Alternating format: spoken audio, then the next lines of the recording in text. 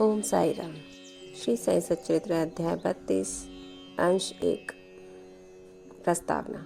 इस अध्याय में हेमाड पंत ने 2 विषयों का वर्णन किया है कि किस प्रकार बाबा की अपने गुरु से भेंट हुई और उनके द्वारा ईश्वर दर्शन की प्राप्ति कैसे हुई, तथा दूसरा श्रीमती गोखले जो 3 दिन से उपवास कर रही थी उन्हें पूरन पोली का भोजन कैसे कराया।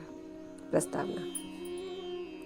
श्री हेमाड पंत वट वृक्ष का उदाहरण देकर इस गोचर संसार के स्वरूप का वर्णन करते हैं। गीता के अनुसार वट वृक्ष की जड़ें ऊपर और शाखाएं नीचे चारों ओर फैली हुई हैं। ऊर्ध्व मूल मध्य शाखम।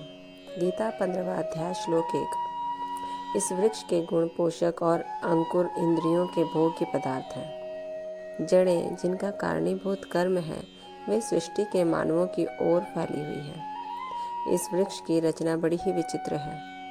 न तो इसके आकार, उद्गम और अंत का ही भान होता है और न ही इसके आधार का।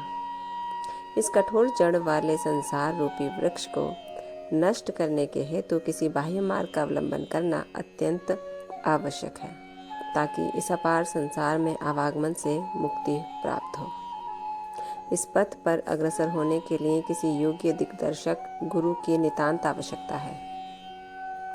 चाहे कोई कितना ही विद्वान अथवा वेद और वेदांत में पारंगत क्यों न हो, वो अपने निर्दिष्ट स्थान पर नहीं पहुंच सकता जब तक कि उसकी सहायतार्थ कोई योग्य पथ प्रदर्शक न मिल जाए, जिसके पदचिन्हों का अनुसरण करने से ही मार्ग में मिलने वाले कहियों, खंडकों तथा हिंसक प्राणियों के भय से मुक्त हुआ जा सकता है और इस विधि से ही संसार यात्रा सुगम तथा कुशलतापूर्वक पूर्ण हो सकती है। इस विषय में बाबा का अनुभव जो उन्होंने स्वयं बतलाया वास्तव में आश्चर्यजनक है। यदि हम उसका ध्यानपूर्वक अनुसरण करें तो हमें निश्चय ही श्रद्धा, भक्ति और मुक्ति प्राप्त होगी। ओम साई राम।